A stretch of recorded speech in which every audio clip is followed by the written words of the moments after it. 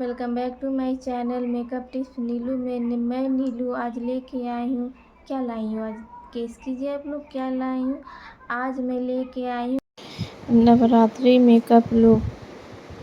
काफ़ी खूबसूरत सा मेकअप लुक क्रिएट किए हुए हैं और आज मैं इस वीडियो में सिखाऊंगी गरबा मेकअप लुक कैसे आप खुद घर पर ही कर सकते हैं और स्टेप बाय स्टेप मैं सिखाऊंगी।